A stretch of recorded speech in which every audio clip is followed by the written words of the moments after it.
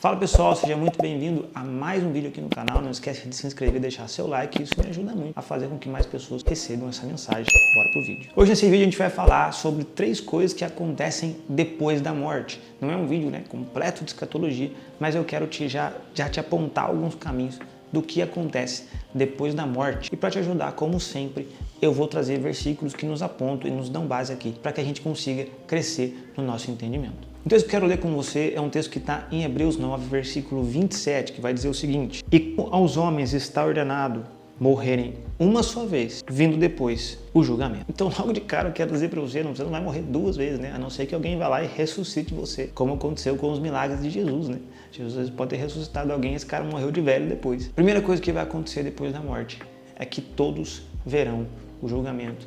É daí que muitos tiram a ideia, entrando em teologia aqui, de que o julgamento a gente realmente dorme, que a gente realmente não tem nenhuma coisa que acontece depois da morte, no sentido assim de que a gente fica vagando por aí como fantasmas e coisas desse tipo, mas de que realmente a gente está dormindo e que a gente vai ser despertado pelo próprio Deus, seja ressuscitado pelo Senhor, como a gente vai ver daqui a pouco, como a gente vai ver daqui a pouco. A não ser que a gente seja ressuscitado para estar com o Senhor para sempre, ou ressuscitado para participar. Então a gente está vendo aqui que assim que a pessoa morre, o próximo acontecimento de sua vida vai ser estar diante de Deus e diante do julgamento. Segunda coisa, aqueles que estão em Cristo ressuscitarão e estarão com Cristo para sempre. E para dar base para esse texto, a gente vai ler um texto de João, capítulo 11, nos versículos 25 e 26. Ele vai dizer assim: E disse Jesus: Eu sou a ressurreição e a vida. Quem crê em mim, ainda que esteja morto, ele viverá, e todo aquele que vive e crê em mim nunca morrerá. Você crê? Então ele está dizendo, olha, aquele que crê em mim, esse viverá. O que ele está querendo dizer? Ele está querendo dizer que por mais que a gente possa viver na nossa vida a morte do corpo, ele fala, se você está em Cristo, você viverá. Você estará comigo para sempre. Porque eu sou a ressurreição e a vida. Em 1 Pedro vai dizer que a esperança, a bendita esperança da igreja é a ressurreição dos mortos. Se você vai para Hebreus capítulo 6, ele diz que um dos fundamentos de Cristo, uma das doutrinas mais elementares e essenciais para a igreja é justamente ressurreição e juízo. Ele fala 6 doutrinas ali e 2 delas que apontam de forma mais escatológica é a ressurreição dos mortos e o juízo eterno. Mostrando para mim e para você que se a nossa fé ela não é baseada na ressurreição dos mortos, se a nossa esperança não é que o mesmo Espírito, que o mesmo poder que ressuscitou Jesus Cristo dos mortos é o mesmo poder que vai nos ressuscitar no tocar da última trombeta, nós não temos esperança. Se nós temos esperança somente para essa vida, Paulo vai dizer que nós somos os mais miseráveis dos homens, porque nós temos uma esperança eterna. Então, se você que está me ouvindo, você crê em Cristo, você é salvo, você viverá para sempre. Essa é a nossa esperança, essa é o ponto final, vamos dizer assim, o ponto final, o ápice na mensagem do Evangelho, no sentido de que o Evangelho ele mostra primeiro Cristo morrendo na cruz, a mensagem da cruz, aquilo que a gente precisava, a redenção, o sangue, tudo aquilo que era sombra do Antigo Testamento se cumpre em Cristo. Então Cristo nos salva e agora a gente passa por um processo de santificação, mas no fim da nossa vida, mesmo que a gente morra, nós ainda viveremos, porque nós estaremos com Deus para sempre. E o terceiro ponto é que aqueles que não estiverem em Cristo também terão uma vida eterna, porém será um castigo eterno. A Bíblia vai dizer em Mateus 25, 46, e irão esses que ele está apontando, os ímpios que não creram, que viveram em pecado e tudo mais, estes irão para o castigo eterno, mas os justos para a vida eterna. Então fica claro, não sou eu que estou falando, eu só li o versículo para você, que irá haver uma separação entre justos e ímpios, irá haver uma separação e um destino diferente para cada um deles.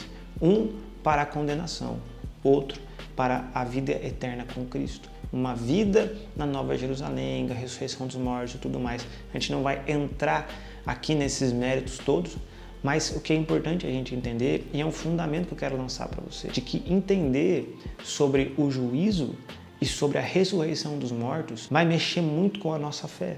Porque alguns podem me xingar porque eu estou falando isso, outros podem concordar comigo, outros que estavam aí em pecado, abusando, quando Deus falou, como Deus falou para Adão e Eva, Ele falou, se vocês comerem no fruto, vocês vão morrer. E aí eles comem e não morrem. E aí você também vai no mesmo princípio de Adão e Eva, né? A Bíblia fala, ó, aquele que pecar, ele vai pro castigo eterno. Aí você tá aí pecando e não tá indo pro inferno. Aí você está falando, meu Deus, eu não tô indo pro inferno, eu vou continuar no que eu tô fazendo. Não morri, mas é aí que você se engana. Porque Deus nos julgará pelas nossas obras. Deus nos julgará por aquilo que nós fizemos, pela nossa fé. A Bíblia diz, de Deus não se zomba. O que você planta pro Espírito, você vai colher no Espírito, tá lá em Gálatas. O que você planta para a carne, você vai colher para a carne.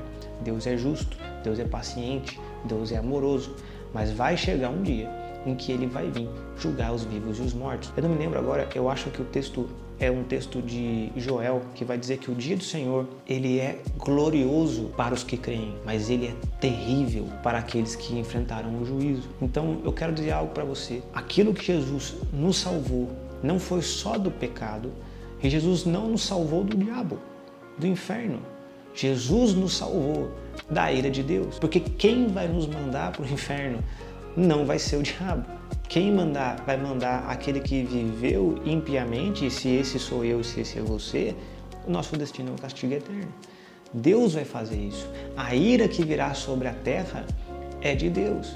A Bíblia diz, não temam aquele que pode tirar a vida do seu corpo, mas temam aquele que vai julgar suas almas. E quando nós temos esse entendimento, você começa a pensar, cara, as pessoas à minha volta não receberam essa mensagem, as pessoas à minha volta não ouviram isso. Então isso que desperta em você, e você vê como a mensagem de Cristo ela é evangelística, porque a mensagem evangelística, ela não é só que Deus ama, mas que um castigo eterno também está vindo. E que Deus ama tanto, que em vez dele simplesmente ir lá e matar o ímpio, não, ele dá a chance de todos nós que um dia éramos os ímpios, de que existe pão, de que existe salvação. Sabe, eu gosto muito de uma frase que está ficando famosa na internet, que diz assim, você acha que Deus errou em deixar as 99 ovelhas para ir buscar a ovelha perdida, até que você se lembra de que a ovelha perdida um dia foi você, um dia fui eu. Então, isso mostra para nós que existe uma urgência na mensagem, porque a Bíblia diz, Deus ele é longânimo, mas uma hora o dia do Senhor vem. Ninguém sabe o dia,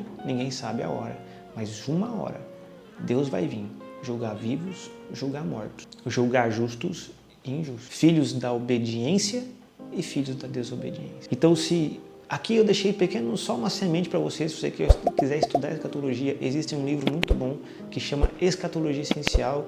Eu vou deixar o link aqui para você da loja da nossa igreja, um livro do Vitor Vieira, é um livro muito bom que vai expandir um pouco a sua mente sobre o fim dos tempos. E não esquece de curtir esse vídeo, se inscrever e a gente se vê no próximo vídeo.